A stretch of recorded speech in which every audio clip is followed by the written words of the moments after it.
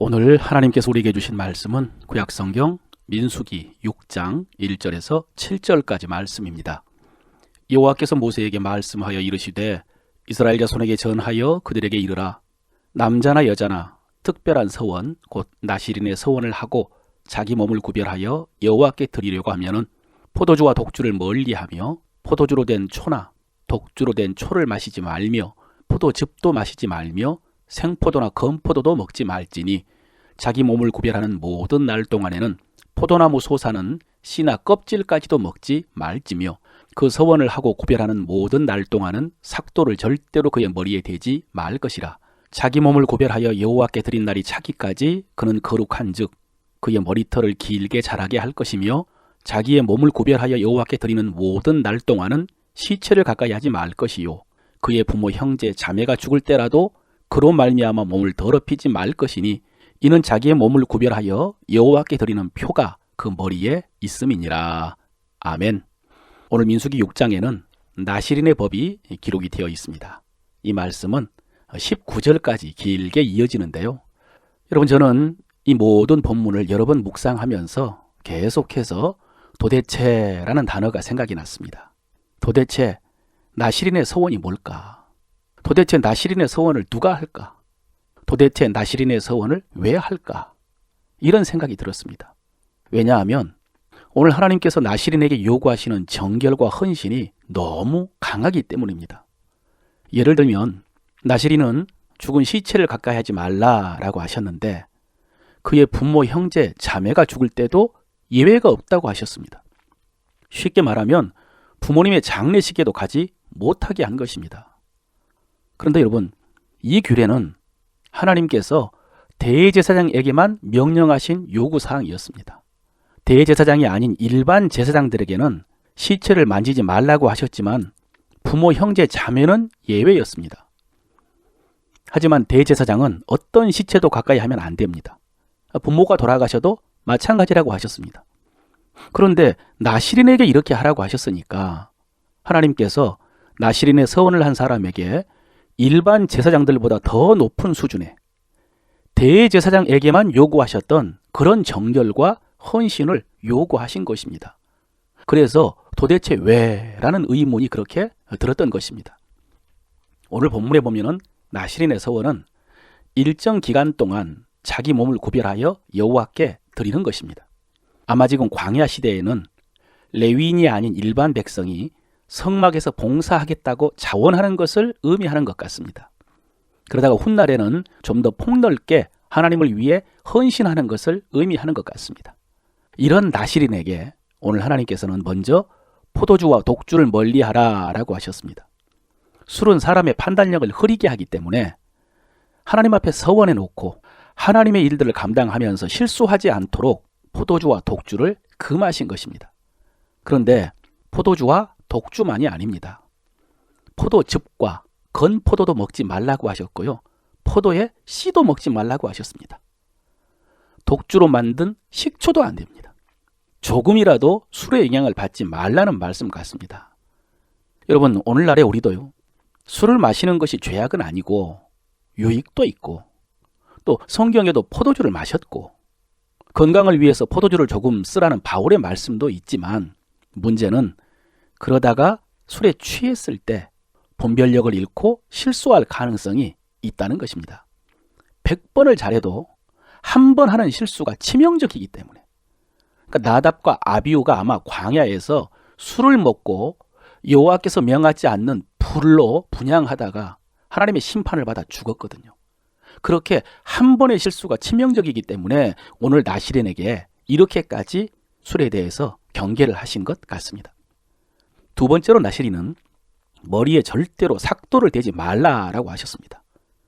머리카락을 자르지 말고 길게 기르라는 말씀입니다. 앞서 말씀드린 것처럼 나실인에게 시체를 가까이 하여 몸을 더럽히지 말라라고 하셨는데 이것에 대해서 더 구체적으로 말씀하시면서요, 이렇게 해서 머리가 더러워지지 않도록 하라라고 하셨습니다. 그래서 시체를 가까이 하면 몸이 더럽혀진다고 했지만은 더 구체적으로는 머리가 더러워지는 것이 더 문제라는 것입니다. 그래서 만약에 의도하지 않게 갑자기 곁에서 사람이 죽으면 그러면 지금까지 나시린의 서원을 지킨 기간이 무효가 된다고 하셨습니다. 그러면 그 사람은 속죄제와 번제를 드려서 머리를 성결하게 하고 나시린의 서원을 다시 시작하라고 하셨어요. 근데 그 이유를 머리가 더러워졌기 때문이다 라고 하셨습니다. 여러분, 이렇게 나시린에게 몸의 정결이 중요하지만은 이 말씀을 보면요, 그보다 더 강조하신 것이 머리입니다. 머리의 중요성. 머리는 권위의 상징이기 때문입니다. 우리가 이 머리로 생각하고 계획하고 선택하고 결정하기 때문에 일반적으로 머리가 몸을 다스린다라고 생각을 하는데, 나시린은 바로 그 머리의 주권을 하나님께 드린 것입니다. 그래서 하나님께 전적으로 순종하라는 그런 의미입니다. 그리고 나시린의 서원의 기간이 끝나면 그가 드려야 될 헌물과 제사가 있는데, 여러분 이 부분은 좀 길기 때문에 설명하지 않겠습니다. 하여튼 본문을 보면은 여러 제물로 여러 가지 제사를 드리라고 하셨습니다. 그리고 나서 머리털을 밀고 그 머리털을 제단에 태우고 다시 또 여러 가지 정하신 제사를 드리라고 하셨습니다. 그런데 이때 마지막 말씀이 참 인상적입니다.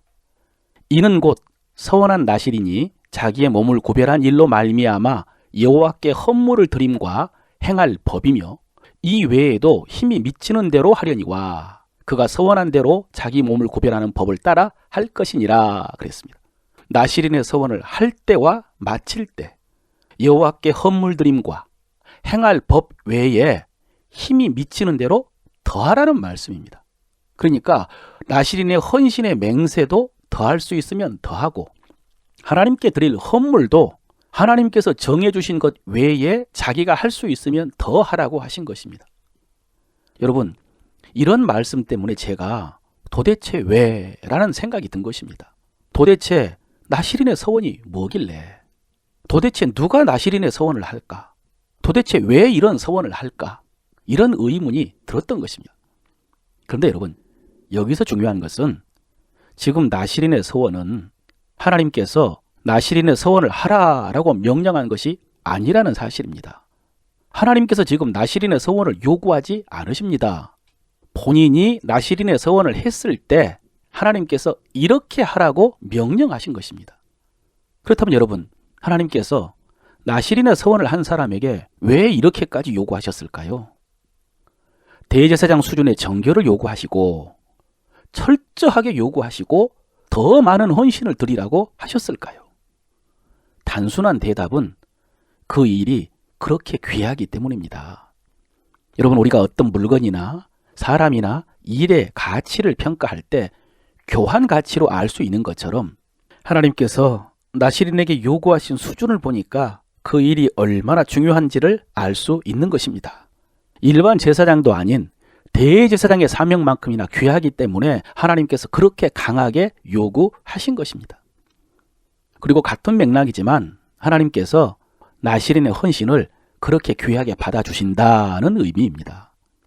여러분, 비록 나시린이 제사장도 아니고요, 레위인도 아니고 일반인이지만, 그리고 그 맡은 일도 어쩌면 제사장의 수종이 아니라 레위인을 수종드는 일 정도겠지만, 여러분, 나시린이라고 해서 제사장이나 레위인들에게만 허락된 일을 할 수는 없습니다. 그리고 제사장을 돕는 일은 레위인이 감당하기 때문에 현실적으로 나시린의 일은 레위인을 돕는 허드렛 일 정도였을 것입니다. 그런데 하나님께서는 그 헌신을 제사장의 헌신만큼 중요하게 여기시고 그렇게 귀하게 받아주신 것입니다. 그래서 여러분, 이 말씀은 왜 하나님께서 나시린에게 이렇게 많은 것을 까다롭게 요구하셨을까? 이 질문만이 아니라 왜 사람들이 나시린의 서원을 할까? 누가 나시린의 서원을 할까?